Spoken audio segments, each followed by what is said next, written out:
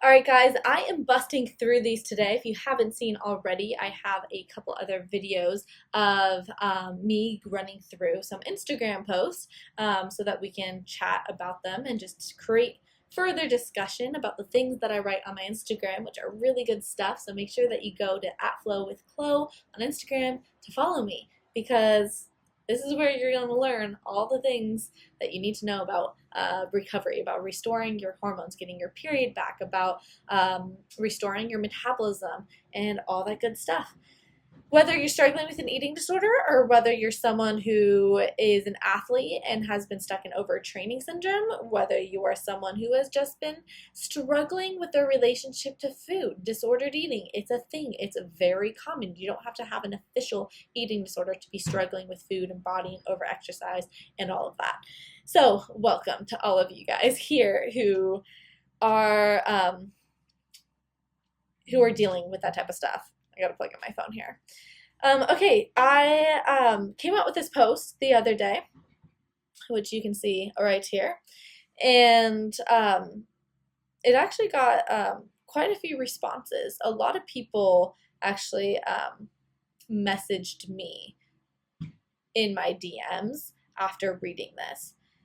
So they thought it was good. Let's see if you think it's good. Grieving the loss of your identity during eating disorder recovery. This is something that isn't talked about a lot, yet many people experience.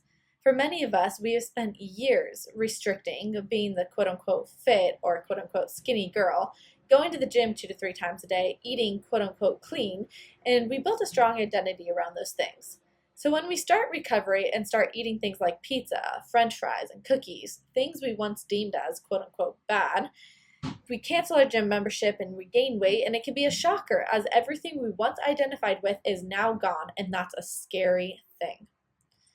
Just because it's scary, though, doesn't mean it's bad. You are not how clean you eat. You are not how much you exercise. You are so much more than that, and recovery is about uncovering this truth of who you really are. When we don't have a clear understanding of who we truly are, it can be darn easy to get caught up in obsessing over body and food. So if you are finding yourself grieving your old life, I understand, but this is your opportunity to build a brand new life, one where the eating disorder voice is not present, one where your identity and sense of self-worth is not tied up in your outward appearance, and where you have a deep appreciation for who you truly are. It's hard, guys. It's so hard when you spent years aspiring to be the fit chick. When you've spent years aspiring to eat clean, to be the person that has like the perfect hold over their diet, right? It's really hard when all of a sudden you go through recovery and it's like, whoa, wait a minute.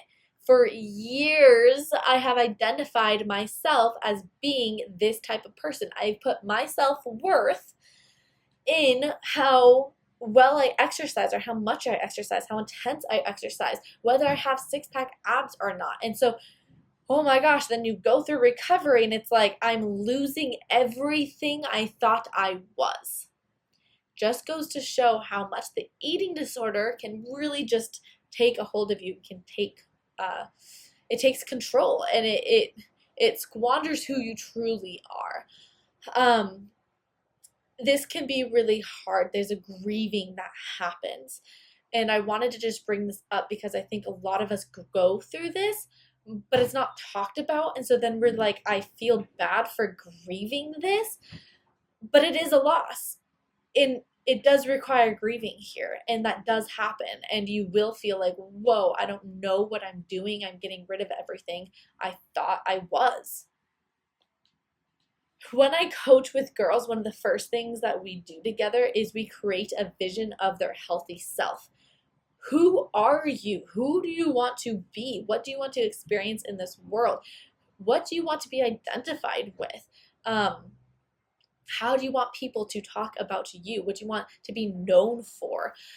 We really dive into that because I think it's so important to, while going through recovery, not only step away from this identity that we have once built for ourselves that was plagued by the eating disorder voice, but we need to like replace it with something now, right? It's like you can't just go from that to like empty. Like that will really be hard on you. So creating that vision for yourself, figuring out, who am I? Who am I truly? I don't know about you, but like I don't go out in the world trying to find friends based on like how good they look or the size of like their pants, how much they weigh, whatever. I don't choose my friends that way. I choose friends based off of their personality, based off of, their smile, how fun they are. I based off of like, are they a compassionate human being? Are they supportive? Are they there for me? Like, those are the reasons why I like someone. And I think when we're in our eating disorder, we think that like the only reason why someone would like me is if I maintain a certain body weight. And it's like, what? No, no. Really do some soul searching here. Figure out who you are. Figure out like, what is this inside, not this body, inside. What is this? Who are you? Figure that out, and I feel like that's going to really help you release this eating disorder identity that you have built up over the years. But know this too, that it's okay that you feel like you're grieving something.